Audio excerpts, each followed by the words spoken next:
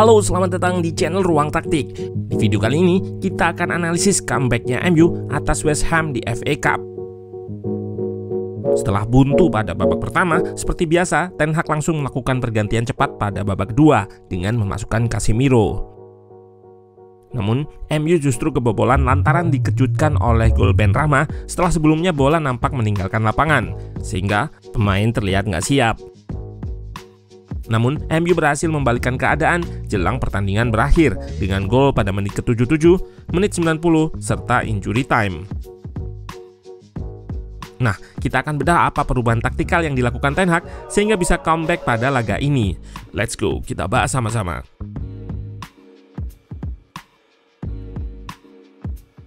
Ten Hag kali ini banyak mengistirahatkan pemainnya demi melakukan rotasi. Pada posisi belakang, Malaysia starter bersama Lindelof, Maguire, serta Dalot. Di lini tengah, ada McTominay serta Sabitzer. Dan di lini depan, diisi Weghorst, Bruno yang diapit Garnacho serta Anthony. Sementara West Ham bermain dengan formasi 4-3-3 full team. Declan Rice sebagai pivot, Paqueta serta Soucek sebagai gelandang, menopang Antonio di depan, serta Benrahma dan Fornals di sayap.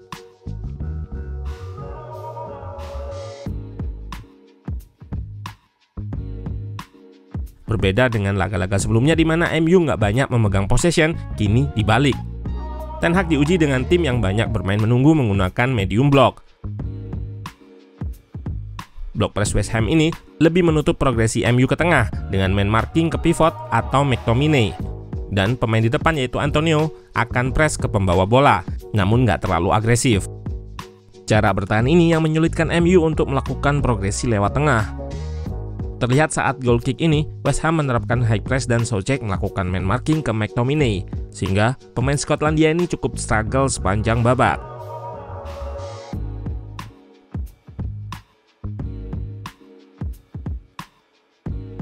Respon MU pada beberapa momen, Malaysia invert ke tengah untuk memecah marking Soucek atas McTominay. Seperti terlihat di sini, Soucek harus menjaga dua pemain. Lalu bola dialirkan ke Sabitzer yang berdiri di dekatnya. Ini membuat MU bisa eliminasi block press menggunakan kemampuan pantul dari Weghorst.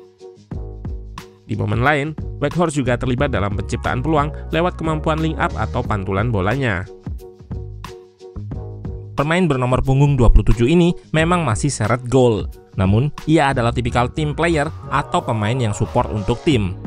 Menariknya, justru lewat umpan-umpan pendek, ia lebih nyaman dalam menerima bola. Dengan posturnya yang tinggi, namanya nggak muncul di deretan pemain yang banyak melakukan duel udara.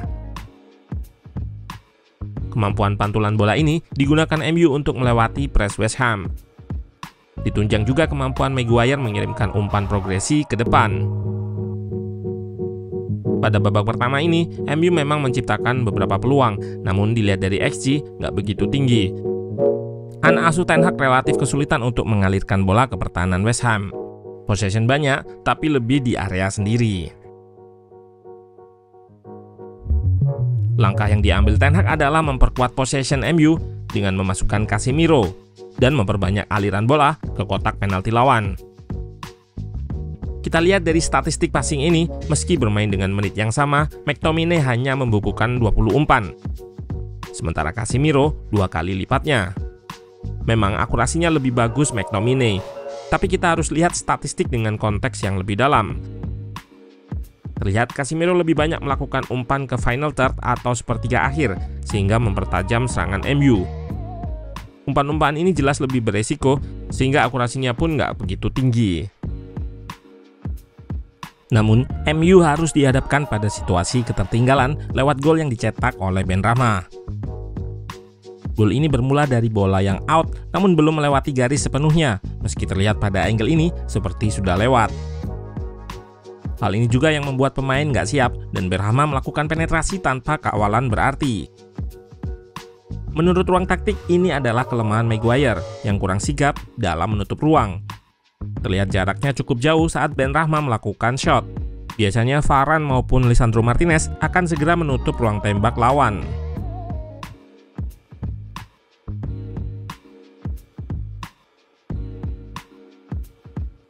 Sadar pemain depan MU banyak membuang peluang, Ten Hag memasukkan Rashford yang memang jadi tumpuan gol scoringnya selama ini.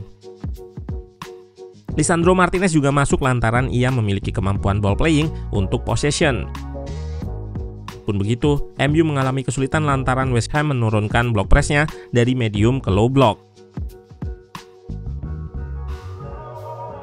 Ten Hag pun merespon dengan menyerang menggunakan banyak pemain, seperti terlihat pada klip ini.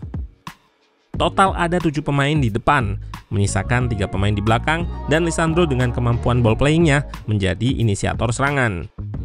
Momen ini jadi awal terjadinya corner yang berujung pada gol pertama MU lewat bunuh diri Aguero. Sepak pojok yang dihalaunya malah masuk ke gawang sendiri. Corner ini tercipta lantaran pergerakan Garnacho. Ia memang sangat sulit diadang dan punya kemampuan 1 versus 1 yang baik, ditambah eksplosivitas atau bergerak dengan cepat secara tiba-tiba. Pada banyak momen, ia beberapa kali dilanggar untuk dihentikan. Ia juga kerap melebar, membuatnya lepas dari pengawalan bek West Ham. Ditambah dengan kemampuan umpan Casemiro dalam mengaksesnya membuat pertahanan merenggang. Keberadaannya yang kerap melebar inilah merepotkan pertahanan West Ham dan jadi awal comeback-nya MU. Bisa dilihat di sini, ia start melebar dan jauh dari pertahanan West Ham.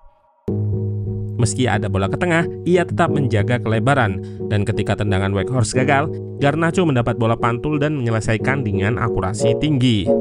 Gol berkelas dari wonderkid MU ini.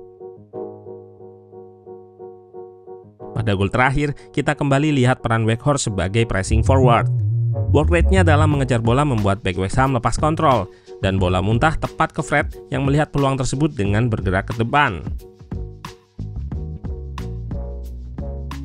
Weghorst yang diplot sebagai nomor 10 atau pemain di belakang Rashford memang beberapa kali buang peluang, namun ia juga menciptakan beberapa peluang bagi rekannya. Salah satunya yang gagal dimanfaatkan Rashford ini, lagi-lagi lewat fast break atau serangan transisi cepat yang jadi ciri khas MU. Comeback MU ini nggak lepas dari determinasi atau keyakinan untuk dapat memenangkan pertandingan. Mental memang sangat berpengaruh di sini, namun perubahan-perubahan yang dilakukan Ten Hag juga tepat. Gol-gol MU nggak tercipta dari keberuntungan saja. Jika kita lihat prosesi sebelumnya, peran-peran pemain serta taktik berpengaruh juga. Nggak ada keberuntungan yang nggak diusahakan. MU terus menyerang terutama lewat Garnacho di sisi kiri. Dan berkat dirinya jugalah Red Devils bisa comeback.